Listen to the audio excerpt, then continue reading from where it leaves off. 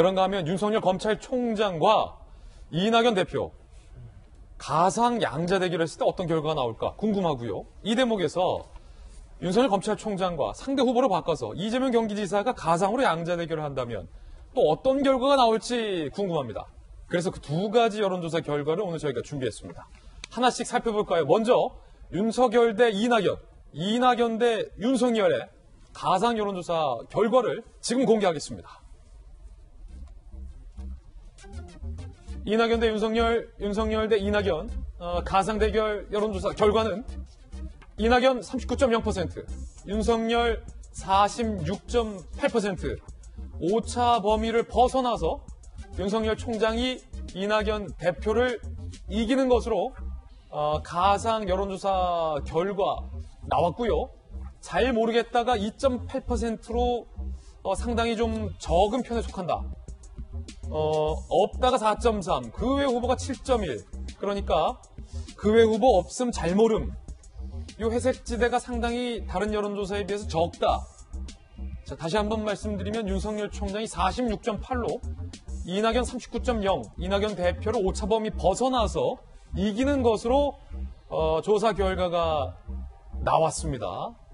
그런가 하면 상대 후보를 바꾼 결과도 있는데 이재명 경기지사와 윤석열 총장, 윤석열 검찰총장과 이재명 지사의 가상 대결 결과는 42.1 이재명, 윤석열 45.1.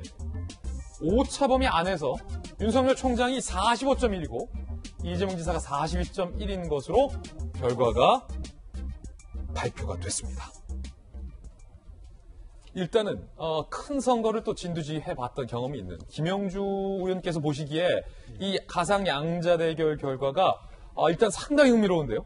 네, 그렇습니다. 아무래도 정초부터 사면론을 공격해왔던 이낙연 대표의 흐름도가 사실 지난 총선 때부터 쭉 어느 정도의 하향 곡선을 좀 반해할 거라고 생각하는데 그것이 오히려 더 좀 독이 된 그런 결과들이 있고, 또 하나는 이게 아마 대통령 신년 기자회견을 내포하고 있는지는 모르겠습니다만 그걸 통해서 훨씬 이낙연 대표의 말하자면 지명도라든가 그런 것들이 조금 더 손상되고 있는 상황에서 아마 호남에서조차도 요즘에는 일부 여론조사에서는 말하자면 이재명 지사가 이낙연 대표를 앞서는 부분이 있기 때문에 핵심적인 지지층에서의 동요가 일어나고 있다. 그런 것들이 이 부분에서 반영이 되고 있고요. 또 그런 의미에서 이 국면에서 어떤 면에서는 대통령과의 직접적인 대결을 하지 않고 슬기롭게 넘어가고 있는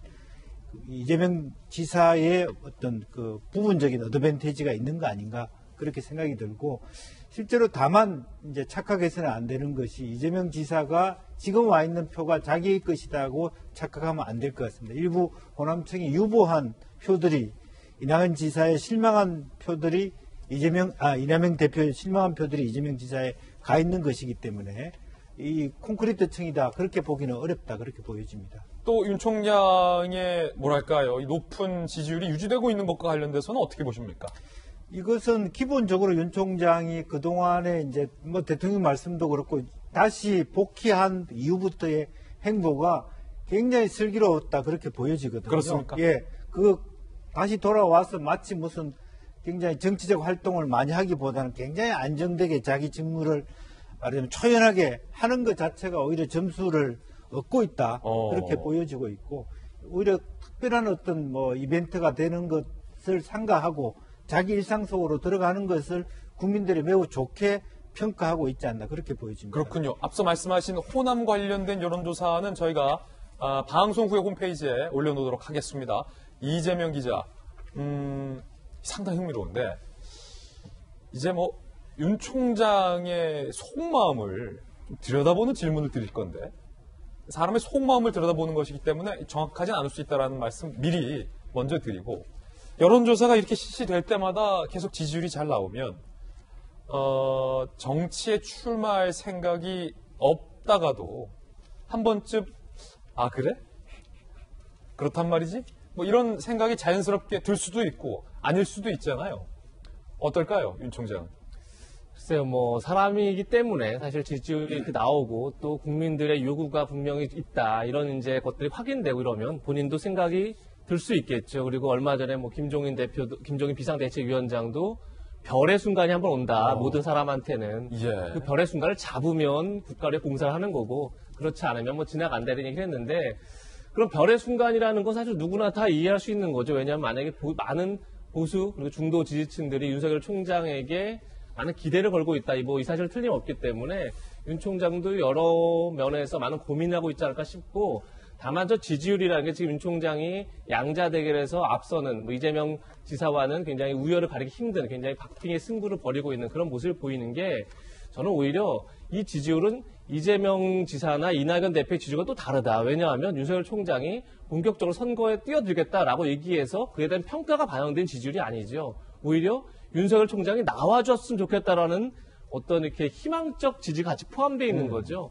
그러니까 그런 것도 이제 좀 봐야 될 것 같고 반면에 또 이낙연 대표나 이재명 지사 같은 경우는 어떤 평가적 지지가 많이 있는 건데 사실 두 사람은 경쟁 구도 속에 있는 거죠. 따라서 나중에 경쟁이 끝나고 나면 그 지지율이 어떻게 조정될지 또 알 수 없는 거죠. 그런 점에서 지금의 양자 대결을 가지고 뭐 윤석열 총장이 뭐 앞설 수 있다, 이길 수 있다, 뭐 있다 이렇게 볼 수는 없다 이렇게 보면서도 저는 지지율 자체가 윤 총장에게는 상당한 정치적 동기부여가 될 수 있는 확률이 높다 이렇게 봅니다. 자, 그래서 이제 이낙연 대표가 처음으로 한 방송에 나와서 이재명 지사를 공개적으로 좀 우회적으로 비판하기도 한 거군요.